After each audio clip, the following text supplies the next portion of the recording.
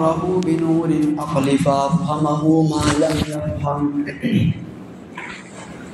ونشهد أن لا إله إلا الله وحده لا شريك له ذو الجود والكرم ونشهد أن سيدنا وسندنا ومولانا محمدا عبده ورسوله المكرم صلى الله تعالى عليه وعلى آله وأصحابه وسلم أعوذ بالله من الشيطان الرجيم بسم الله الرحمن الرحيم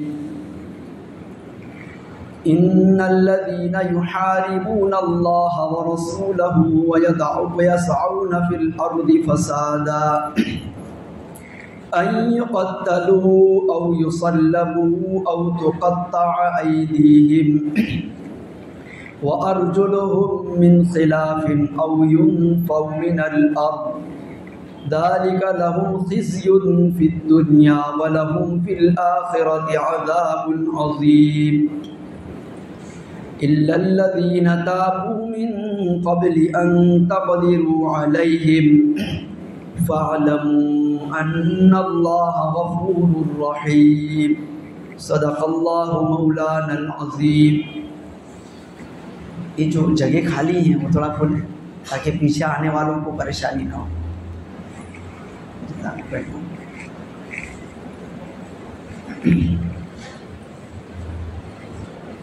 अल्लाह रब्बुल आलमीन का बहुत ही बड़ा एहसान और करम है कि उस बेनियाज परवरदिगार ने हमें इस मुबारक जगह में बैठकर कुछ दीन की बातें कहने और सुनने की तौफीक अता फरमाई। जो साथी बाहर बैठे वो भी अंदर आ जाएं, ये जगह पूरी कर लें। अल्लाह के दरबार का अदब यही है ताकि बाद में आने वाले भी फलांग कर ना आए, उनको जो जगह मिले वहाँ बैठ जाए।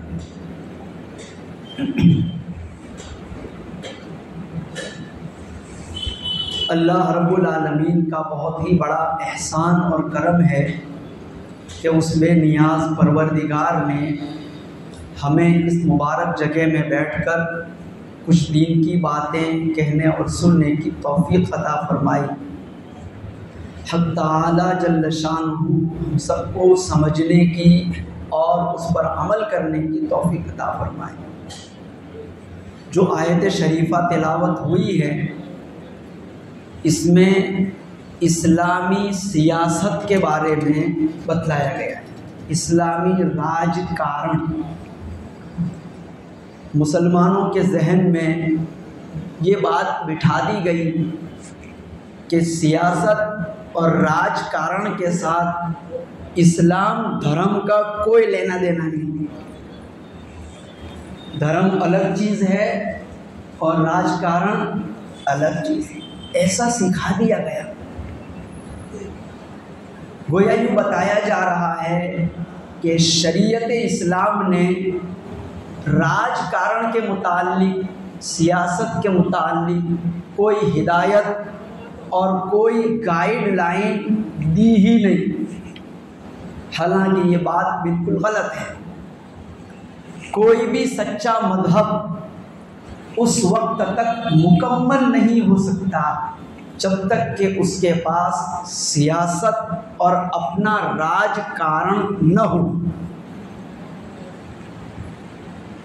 यहूदियों के पास मूसा अलैहिस्सलाम के ज़रिए से सच्ची शरीयत आई, उसमें भी मौजूद था। ईसाइयों को हज़रत ईसा अलैहिस्सलाम के ज़रिए से शरीयत मिली, उसमें भी राजकारण मौजूद था।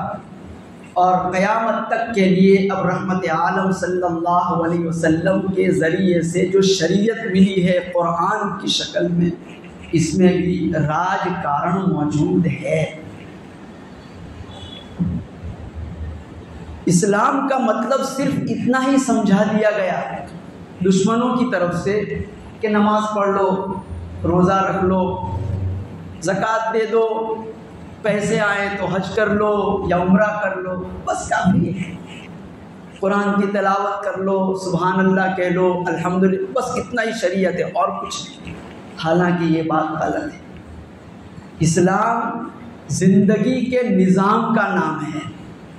इंसान को ज़िंदगी गुजारने के लिए जिन जिन कामों की ज़रूरत पड़ती है वो सारे काम कुरान करीम में अल्लाह ने बयान कर दिए, कैसे करने हैं और किस तरह करने हैं।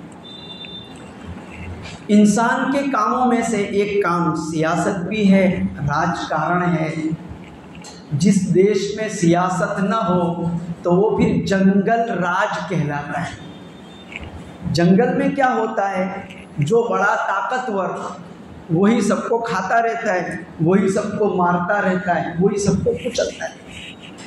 कोई उसके ऊपर एक्शन लेने वाला नहीं होता, कोई उसके खिलाफ सर उठाने वाला नहीं होता। इसको कहते हैं जंगल राज। जो बेचारा कमज़ोर है वो पिसता ही चला जाता है, कभी ऊपर आता ही नहीं। जंगल में ये देखा जाता है कि कुछ जानवर कमज़ोर किस्म के होते हैं, हिरन है, ज़ीब्रा है, ये सब, और कुछ दरिंदे होते हैं फाड़ खाने वाले। तो ये जो हिरन वगैरह है उनके साथ हमेशा ऐसा ही होता रहता है कि शेर आकर के उस पर अटैक करता है, चीर फाड़ के खा जाता है। कभी भी शेर के मुताल्लिक कोई मुकदमा, कोई केस किसी अदालत में दायर नहीं हुआ। क्यों? वो जंगल राज है। इंसान जानवरों से अलग है, अशरफुल मखलूक़ात है। इसलिए अल्लाह ने अपने नबियों के ज़रिए से हुकूमत करने के और हुकूमत चलाने के तरीक़े बतलाए। तो इस्लामी हुकूमत में जो सबसे बुनियादी बात है वो ये है, इअदिलू हुवा अक़रबु लित्तक़वा, इंसाफ कायम करो। हुकूमत क्यों कायम की जाती है? ताकि हकदार को उसका हक मिले और जुर्म करने वाले को रोका जा सके। जालिम का हाथ रोकना और मजलूम की हिमायत करना ये शरीयत इस्लाम का अहम हदफ है। इसलिए हुजूर पाक हज़रत मोहम्मद मुस्तफ़ा सल्लल्लाहु अलैहि वसल्लम ने फरमाया, उनसुर अखाका ज़ालिमन औ मज़लूमा, अपने भाई की मदद किया कर, चाहे वो जालिम हो तब भी मदद कर, और वो मजलूम हो तब भी मदद कर। नबी करीम अलैहिस्सलातु वस्सलाम की मुबारक ज़ुबान से ये बात निकली, अपने भाई की मदद कर, चाहे वो जालिम हो या मजलूम हो। यानी किसी पर जुल्म कर रहा हो तब भी उसकी मदद कर, और जो बेचारा पिटा जा रहा है, जिसके हुकूक छीन लिए गए, उसकी भी मदद कर।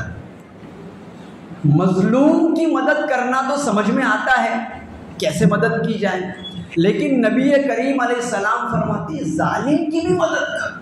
तो जालिम की मदद कैसे करें? इसमें उलमा इकराम ने ये बात समझाई है कि मतलब ये है कि जालिम की मदद ये है कि उसको जुल्म करने से रोक, जालिम को जुल्म करने से रोकना ये हमदर्दी की अलामत है, और ये सबसे कठिन काम है और ये सबसे मुश्किल काम है। तो ये है शरीयत का बुनियादी उसूल, इअदिलू हुवा अक़रबु लित्तक़वा, जालिम को जुल्म से रोकना और मजलूम को उसका हक दिलाना। जितनी भी हुकूमतें दुनिया में हैं, सबका दावा तो यही है कि हम बहुत इंसाफ के साथ चल रहे हैं। इंसाफ कायम करने के लिए, यानी जालिम को उसकी सज़ा देने के लिए और मजलूम को उसका हक दिलाने के लिए अदालतों का निज़ाम कायम किया जाता है। और ये अदालतों का निज़ाम, चाहे सुप्रीम कोर्ट हो, चाहे हाई कोर्ट हो, चाहे सेशन कोर्ट हो, जितनी अदालतें हैं ये उसी मुल्क का हिस्सा होती हैं। इस्लाम ने अदालती निज़ाम कायम किया। रहमते दो आलम सल्लल्लाहु अलैहि वसल्लम जब मक्का में थे तो जंगल राज चल रहा था। अबू जहल, उतबा, शैबा, वलीद बिन मुगैरा, आस बिन वाइल, अबू लहब, ये बड़े बड़े सरदार थे, बड़े मालदार थे, बड़े ताकतवर थे। ये कमज़ोरों पर जुल्म किया करते थे, कमज़ोरों के हुकूक छीन लेते थे, कमज़ोर को सर उठाकर चलने की इजाज़त नहीं देते थे। हुजूर पाक अलैहिस्सलातु वस्सलाम को जब नबूवत मिली तो आपने यही काम शुरू किया।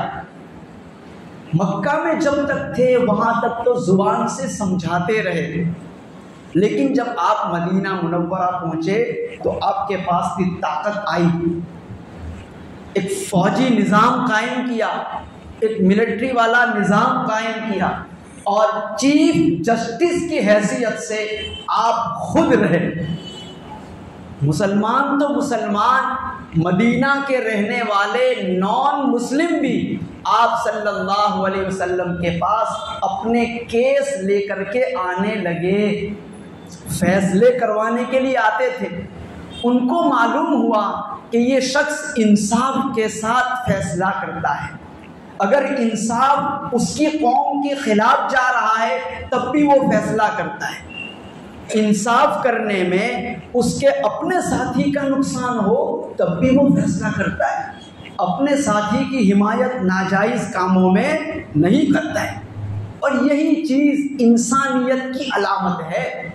हकदार को हक मिले, कोई छोटा हो कोई बड़ा हो, इससे कोई मतलब नहीं। और जो शैतानी निज़ाम होता है उसमें ये होता है कि बड़े लोग खुद भी अपने आप को क्राइम करके बचाने की कोशिश में रहते हैं और अपने साथियों को भी बचाने की कोशिश करते हैं। वो अदालतों के जजों को बान में ले लेते हैं, धाक धमकियां देते हैं कि खबरदार हमारे खिलाफ कोई नोटिस जारी किया तो वरना बहुत बुरा होगा, हम तुम्हें भी मार देंगे, तुम्हारी औलाद को भी मार देंगे, घर भी उजाड़ देंगे, बुलडोज कर दिया जाएगा, वगैरह वगैरह वगैरह। ये जंगल राज है। इस्लामी सियासत इसी के खिलाफ है। इसीलिए जो लोग जंगल राज चलाना चाहते हैं वो कभी भी इस्लामी सियासत को पसंद नहीं करते, वो हमेशा इस्लामी सियासत के दुश्मन रहते हैं। क्यों? उसमें अपना फ़ायदा ख़तरे में नज़र आता है उनको। अबू जहल इसीलिए तो दुश्मनी पे उतर आया कि अब मेरी दादागिरी नहीं चलेगी, अब मेरी बॉसगिरी नहीं चलेगी, अब मेरी गुंडागर्दी नहीं चलेगी, अब मैं जैसा चाहूँगा वैसा नहीं होगा। उतबा को भी यही ख़तरा लाहिक हुआ, शैबा को भी यही ख़तरा लाहिक हुआ, अबू लहब को भी यही ख़तरा नज़र आने लगा। सब दुश्मन हो गए, मुखालफत पे उतर आए। लेकिन अल्लाह के रसूल सल्लल्लाहु अलैहि वसल्लम ने मदीना मुनव्वरा पहुंचकर बाकायदा अदालती निज़ाम कायम किया। जालिम को सज़ा देना ये भी देश में अमन कायम करने के लिए ज़रूरी है। जिस तरह लोग सोचते हैं कि हकदार को हक दिला देना बहुत अच्छी बात है, लेकिन अगर कहीं पर हकदार को हक तो मिल जाए लेकिन जालिम को, मुजरिम को उसके जुर्म की सज़ा न मिले तो ये अदालत अधूरी है। अदालत मुकम्मल तब होगी जबकि वो हकदार को हक दिलाने के साथ मुजरिम को उसकी सज़ा भी दिलवाए। मसलन किसी के यहाँ चोरी हो गई करोड़ों रुपए की, अदालत ने कह दिया कि भाई इसको जितना पैसा चोरी हो गया है उतना दिलवा दिया जाए। चोर को पकड़ लिया गया और उससे सारा सामान लेकर दिलवा दिया, लेकिन चोरी करने वाले मुजरिम को कोई सज़ा नहीं दी, उसको ऐसे छोड़ दिया। ये इंसाफ नहीं हुआ, ये अदल नहीं हुआ, ये अभी अधूरा काम हुआ। इस्लाम कहता है पूरा काम ये है कि मुजरिम को सज़ा भी दी जाए। क्यों? जब मुजरिम को सज़ा नहीं मिलेगी तो वो जुर्म करने में हिम्मत वाला हो जाएगा। वो राहत इंदौरी साहब थे, अल्लाह ताला उनकी मग़फ़िरत फरमाए, बड़ी अच्छी अच्छी बातें कही जाते थे। उन्होंने एक मर्तबा कहा, जो जुर्म करते हैं वो उतने बुरे नहीं होते, अदालत सजा न देकर मामला बिगाड़ देती है, उनको बिगाड़ती। तो मालूम हुआ मुजरिम को सजा देना भी जरूरी है। इस्लाम में बहुत सारी जुर्मों की सजाएं हैं, लेकिन कुछ बुनियादी सजा वो है, कुछ बुनियादी जुर्म ऐसे हैं कि जिनकी सजा अल्लाह ने खुद बयान की। बहुत सारे जुर्म होते दुनिया में, उनके मुतालिक अल्लाह ने कह दिए कि तुम्हें जो समझ में आए उस तरह से सजा दे देना। लेकिन कुछ बुनियादी जुर्म है, वो 4 तरह के हैं, 4 तरह के जराइम हैं। वो जुर्म इतने ख़तरनाक है कि उसकी वजह से मुल्क का और देश का अमन वाला निज़ाम बिल्कुल ख़त्म हो जाता है।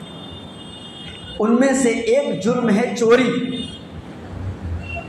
चोर अगर आज़ाद हो जाए तो मुल्क का अमन व अमान ख़त्म, फिर जंगल राज शुरू हो जाएगा। अगर चोर पर लगाम न लगाई गई तो फिर किसी का माल महफूज नहीं रहेगा। एक इंसान पूरी मेहनत के साथ माल कमाता है, गाढ़े पसीने की कमाई से माल कमाता है, एक एक रुपया जमा करता है, और चोर ने एक मर्तबा ही पूरा हाथ फेर दिया। बताओ अब ये बंदा कहाँ जाएगा? इसका तो दिल ही टूट जाएगा, हिम्मत खत्म हो जाएगी। अब या तो ये खुद चोर बन जाएगा या फिर ये आत्महत्या कर जाएगा, दो में से एक ही होगा। या तो खुद चोर होगा कि चलो यार यहाँ चोर को तो आज़ादी है, कुछ हो ही नहीं रहा, अपने भी यही काम शुरू कर देते, अब ये भी चोर हो जाएगा। अब हर मोहल्ले में, हर घर में जितने फर्द हैं सारे ही चोर हैं, तो फिर चोर एक दूसरे के यहाँ चोरी करना शुरू करेंगे, नतीजे में मार काट का सिलसिला शुरू हो जाए। तो अमन व अमान तबाह, सुकून और इत्मीनान खत्म। अदालती निज़ाम का मकसद यही होता है कि सुकून हो मुआशरे में, और इस्लाम सबसे ज़्यादा सुकून का जिम्मेदार है। इस्लाम सीन लाम मीम सलम, इसके माने ही है सलामती। इस्लाम ही का पैगाम है सलामती। तो इस्लाम ने मुआशरे में सलामती, सुकून और अमन कायम करने के लिए चोर की सज़ा खुद बयान कर दी। अल्लाह ने खुद बयान की। दुनिया की किसी कोर्ट को यह इजाज़त नहीं दी कि चोर की सज़ा वो अपने तरीके से दे, बल्कि चोर को वही सज़ा देनी पड़ेगी अदालत वालों को जो अल्लाह ने बयान की। और अजीब बात यह है कि दुनिया के जिन ममालिक में, जिन देशों में चोर की सज़ा वो है जो कुरान ने बयान की, वहाँ चोरी न होने के बराबर, वहाँ चोरी न होने के बराबर।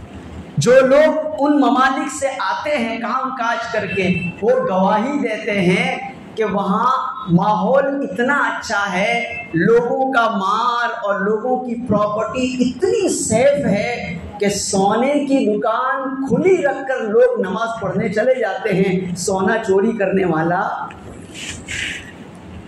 और जहाँ अल्लाह की बतलाई हुई सज़ा नहीं है, वहाँ पान का गल्ला भी महफूज नहीं, सब उड़ जाएगा। अब अल्लाह ने कौन सी सज़ा बयान की चोर के लिए, आइए उसको सुनते हैं। फरमाया अस्सारिक़ु वस्सारिक़तु फ़क़्तऊ अयदियहुमा जज़ाअन बिमा कसबा नकालन मिनल्लाह वल्लाहु अज़ीज़ुन हकीम। चोरी करने वाला मर्द और चोरी करने वाली औरत जब चोरी करें और चोरी करके पकड़े जाएं और चोरी पर सारे प्रूफ जमा हो जाए, प्रूफ भी सबूत के साथ उनकी चोरी अदालत में साबित हो जाए, तो अब अल्लाह पाक कहते हैं फ़क़्तऊ अयदियहुमा, उनके हाथ यहाँ से काट दो, ये नहीं, पंजे को अलग कर दो। बज़ाहिर लोगों को लगता है कि ये तो बड़ी सख्त सज़ा है, जो काम उसने किया वो इससे कहीं ज़्यादा ख़तरनाक है। एक का हाथ अगर कटेगा तो हज़ारों लाखों बल्कि करोड़ों इंसान का माल भी बचेगा, उनकी जान भी बचेगी। इस एक के कटने से उधर करोड़ों का माल भी बचेगा और जान भी बच जाएगी। तो अक्लमंदी क्या है? ये सज़ा देनी चाहिए कि ना देनी चाहिए? ज़रूर देनी चाहिए। एक पर रहम करोगे तो वो हज़ारों के गले काटेगा, हज़ारों को चाकू मारेगा, हज़ारों को खाक और खून में तड़पाएगा। और ये हो रहा है।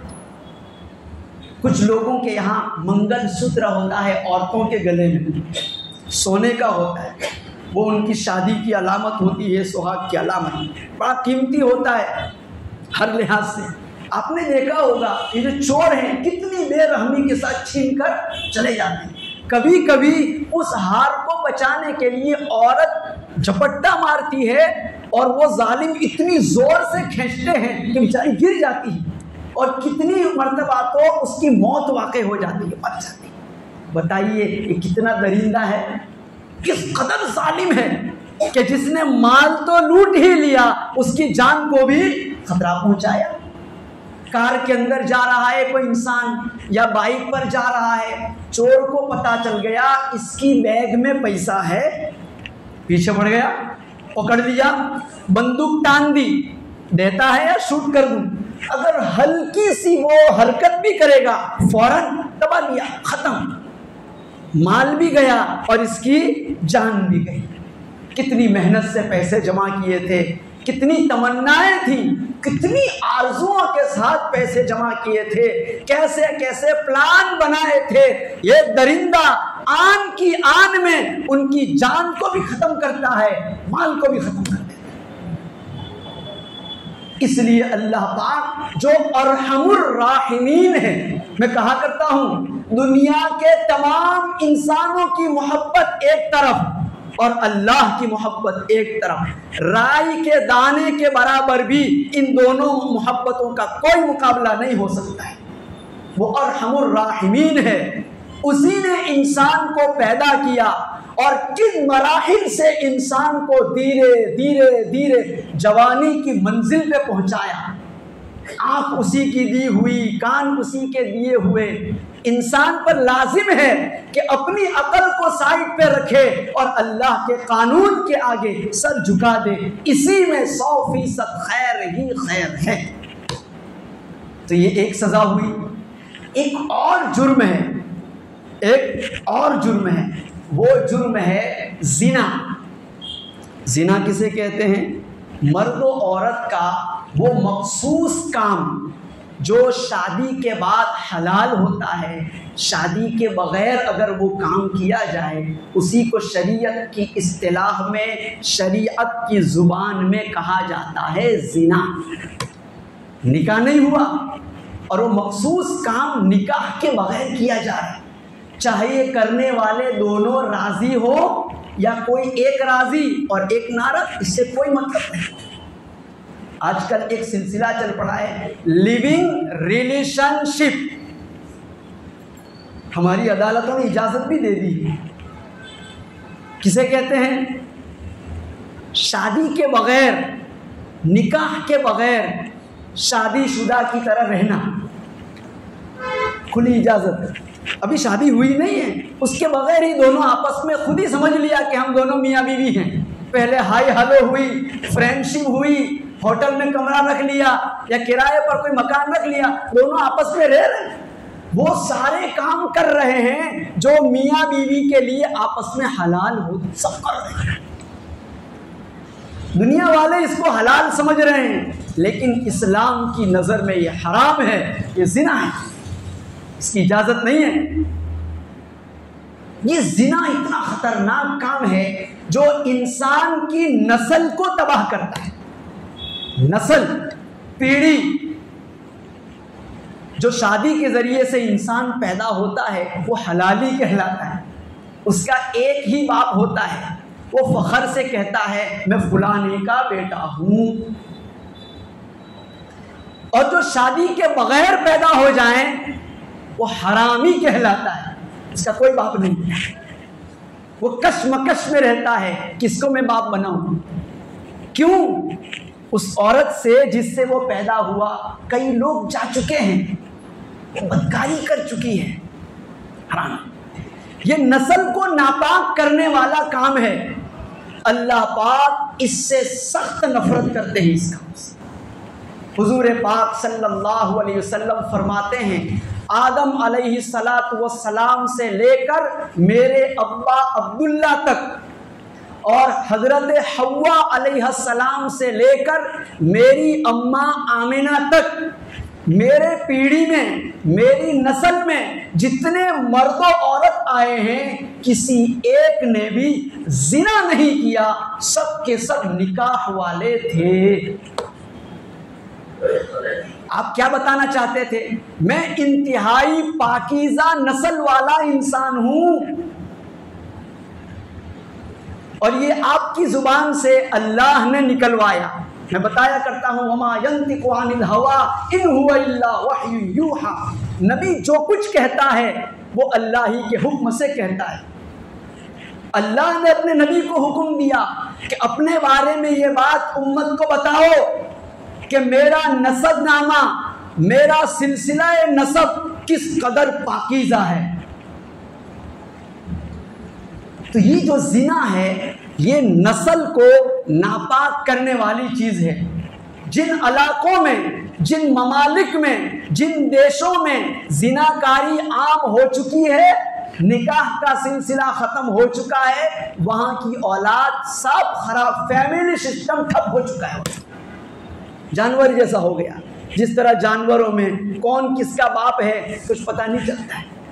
बहुत सारे नर होते हैं ना, लेकिन किसी नर के बारे में फाइनली तौर पर कोई नहीं कह सकता है कि यही उसका बाप है। तो वो तो जानवर हैं, हम तो इंसान हैं, अशरफुल मखलूक़ात हैं। अल्लाह ने हमारे लिए निज़ाम किया है निकाह वाला। निकाह वाला अमल जन्नत से चला, दुनिया में बाकी है, वापस जन्नत में भी बाकी रहेगा, इस कदर पाकीज़ा है। तो अल्लाह पाक कहते हैं जो जिना है बहुत ख़तरनाक जुर्म है, लिहाजा उसकी सज़ा अल्लाह ने खुद बयान की। और जिना ऐसी ख़तरनाक चीज़ है कि इसी की वजह से बहुत ज़्यादा मर्डर होते हैं। आज जहाँ जिना की सज़ा कुरान वाली नहीं है, वहाँ 80% के करीब जो मर्डर होते हैं वो इसी की वजह से होते हैं। मर्द और औरत के नाजायज मिलाप की वजह से झगड़ा खड़ा होता है और आपस में एक दूसरे पर मार काट का सिलसिला शुरू हो जाता है। कभी कभी तो पूरे खानदान को तबाह कर दिया जाता है। फ्रेंडशिप हुई, दोस्ती लग गई और वो बुरा काम कर लिया, हमल ठहर गया, प्रेगनेंसी हो गई, अब लड़की परेशान, क्या होगा। अब वो लड़की कहती है मैं तो तुझसे ही शादी करूंगी, लड़का इनकार करता है। क्यों? बुरी आदत जो बन गई है उसको, इनकार करता है। अब ये जिद करेगी, वो इनकार करेगा, होते होते होते या तो औरत खुद मर जाएगी या फिर ये मर्द उसके ऊपर अटैक कर देगा और उसको खत्म कर देगा। तो खून खराबा भी इससे बहुत ज्यादा हो रहा है, बहुत घनावना जुर्म है। इसलिए अल्लाह पाक ने उसकी सजा खुद तजवीज़ फरमाई। फरमाया अज़्ज़ानियतु वज़्ज़ानी फजलिदू कुल्ला वाहिदिम मिनहुमा मिअत जल्दा वला तअख़ुज़कुम बिहिमा रअफ़तुन फ़ी दीनिल्लाह इन कुन्तुम सादिक़ीन।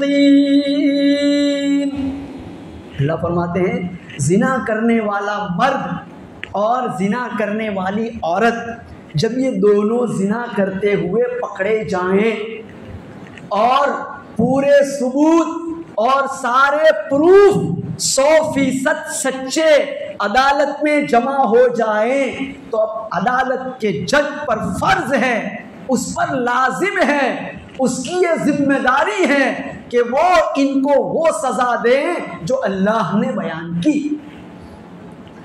सजा क्या है? फजलिदू कुल्ला वाहिदिम मिनहुमा मिअत जल्दा, दोनों को 100 कोड़े मारो। कोड़ा जानते हैं? चाबुक होती है, चमड़े का पट्टा, और आखिर में एक हैंडल होता है, उसको पूरी ताकत के साथ मारा जाता है। वो बदन से लिपटता है जोरदार, और उसका जो नोक होती है उससे चोट लगती है चमड़ी के ऊपर, इंसान तिल मिला के रह जाता है। इतना खतरनाक होता है। तो अल्लाह कहते हैं कितने मारो? 100 मियात जल्द, 100 मारो। अब यहाँ भी इंसान थोड़ा सा नरम दिल हो गया, बेचारा बेचारा बेचारा, इस एक पर रहम किया, उधर हजारों औरतों का सुहाग उजड़ गया, उसकी जिंदगी खराब हो गई, उसकी इज्जत पानी में मिला दी, उसकी नस्ल तबाह कर दी। तो हजारों औरतों की इज्जत, इफ्फत, इस्मत और उसकी पाक दामनी को बचाने के लिए इस एक दरिंदे को अगर 100 कोड़े मारे जाएं तो क्या मुसीबत है? बिल्कुल अकल के मुताबिक हैं, लेकिन चूंकि ये इस्लामी सियासत है, इसमें उनको अपना फायदा नजर नहीं आता कि जो खुद इस बुरे काम में लगे हुए हैं। चोर कभी चोर की सजा को पसंद नहीं करेगा, और जानी कभी जिना की सजा को पसंद नहीं कर सकता है। अबू जहल चोर था, इसलिए चोरी की सजा उसने पसंद नहीं की। वो जानी भी था, इसलिए उसने जिना की सजा को भी पसंद नहीं किया। अब आप चोर से पूछें कि ये सजा कैसी है, वो कैसे कहेगा अच्छी है? आप उस जानी दरिंदे से पूछें जिसने हजारों नस्लें तबाह कर दी कि ये सजा कैसी है, वो हरगिज नहीं कहेगा। ये कुरान करीम है। आज भी दुनिया के जिन ममालिक में कुरान की ये सजा अदालतों में मौजूद है, वहां आज भी जिना ना होने के बराबर है। वहां 4 शादियां तो लोग आसानी से कर लेते हैं, लेकिन जिना करने वाला आपको एक भी नहीं मिलेगा। क्यों? जब सजा ऐसी हो तो 100 कोड़े क्या, 5 कोड़े लगेंगे, तबीयत ठीक हो जाएगी। लात के भूत बात से नहीं मानते। हक ताला अरहमुर राहिमीन है, वो अरहमुर राहिमीन जब सजा बयान करे तो यकीनन उसमें 100% फायदा ही फायदा है। आगे बढ़े, एक और काम जो बहुत खतरनाक है, जो इंसान की इज्जत को खत्म करता है। ये बात मालूम होनी चाहिए, पैदा होने वाले हर इंसान को अल्लाह ने इज्जत नफ्स की दौलत से नवाजा है, जिसको कहते हैं सेल्फ रिस्पेक्ट। इंग्लिश में कहते हैं सेल्फ रिस्पेक्ट, खुददारी, अपनी इज्जत। अल्लाह ने हर इंसान को, चाहे वो गरीब के घर में पैदा हो, चाहे अमीर के घर में पैदा हो, चाहे बादशाह के घर में हो, चाहे रियाया के घर में पैदा हुआ, चाहे गोरा हो, चाहे काला हो, चाहे मर्द हो, चाहे औरत हो, जो भी आदम का बेटा इंसान इस धरती पर पैदा होगा, अल्लाह ने ये ताज उसके सर पे रख दिया। किसी को इजाजत नहीं कि किसी की इज्जत से खिलवाड़ करे, किसी को इजाजत नहीं कि किसी के सेल्फ रिस्पेक्ट को डैमेज करे, उसको बदनाम करे, उस पर नाजायज इल्जाम लगाए और उसको सोसाइटी में ऐसा कर दे कि बेचारा मुंह दिखाने के लायक ना रहे। ये इजाजत किसी को नहीं है। ये काम इतना खतरनाक था कि उससे इंसानी सोसाइटी में लड़ाई झगड़े हो सकते थे और हो रहे हैं। इल्जाम लगाने वाले अगर ताकतवर हैं तब तो वो कुछ एक हद तक ठीक ठाक बच जाते हैं, लेकिन अगर इल्जाम लगाने वाला थोड़ा कमजोर है तो उसके ऊपर अटैक कर दिया जाता है। और कभी ऐसा होता है बड़ा इंसान भी किसी छोटे पर इल्जाम लगाए, उसको बेइज्जत करने की कोशिश करे, वो बर्दाश्त नहीं करता कि अब तो मरना ही बेहतर है, या तो मैं रहूंगा या वो रहेगा, बस मेरी इज्जत से खिलवाड़ किया है उसने।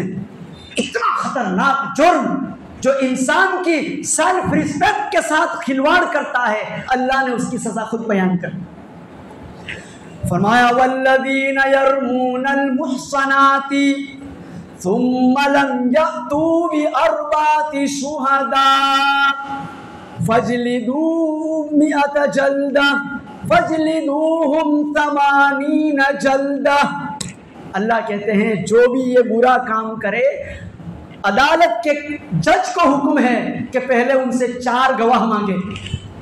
जो भी इल्ज़ाम लगाया है, आक्षेप लगाया है जिसके ऊपर, तो आक्षेप लगाने वाले को अदालत का जज बुलाए और उससे पूछे कि अपने इस दावे पर 4 गवाह पेश करो। अगर 4 गवाह नहीं मिले तो अब अदालत का जज ऑर्डर करेगा कि इसको 80 कोड़े मारे जाएं। तबीयत ठीक होगी कि ना होगी? ज़रूर हो जाएगी। फिर मौत तक कभी भी ये बुरी हरकत नहीं करेगा। लेकिन ये सारे हुक्म अदालत के लिए है, आम पब्लिक के लिए नहीं है कि हम लाठी लेकर के किसी को मारने लग जाएं या चोर पकड़ा गया तो हाथ काटने लग जाएं। अदालत के जज के लिए अगर वो अमल नहीं करते, वो मुजरिम है, उनकी अल्लाह के यहाँ गिरफ्त होगी। ये इस्लामी सियासत है। एक और बात है, वो है शराब पीना। वो तो हो रहा है, चले फिर कहीं बयान कर देंगे इसको। कहने का खुलासा ये है कि ये इस्लामी सियासत है। इस्लामी सियासत के ये बुनियादी कानून हैं। अगर ये होंगे तो इंशाअल्लाह सोसाइटी और मुआशरे में अमन और सुकून फैल जाएगा। और इसको नाफिज करने के लिए इंसान भी वो होना चाहिए जो इसको मानता हो। नतीजा ये निकला, हम मुसलमान भी सियासत में हिस्सा ले सकते हैं। शरीफ इंसान को भी हिस्सा लेना चाहिए, क्योंकि शरीफ इंसान जब ऊपर आएगा तो शराफत फैलेगी, और खबीस इंसान जब अदालत की कुर्सी पर होगा या इख्तिदार की कुर्सी पर होगा तो हर जगह फसाद ही फसाद, खबासत ही खबासत होगी। हमें ये घुट्टी पिला दी गई कि इस्लाम और सियासत का कोई जोड़ नहीं। इस्लाम ही ने सियासत सिखाई है। इस्लाम ना होता तो दुनिया में जंगल राज होता। जो कुछ आपको सुकून और अमन कहीं नजर आ रहा है, थोड़ा सा गौर करेंगे तो इस्लाम की बातें उसमें नजर आती हैं। अल्लाह तबारक व तआला कहीं सुनी बातों पर अमल की तौफीक अता फरमाए। हमारे ना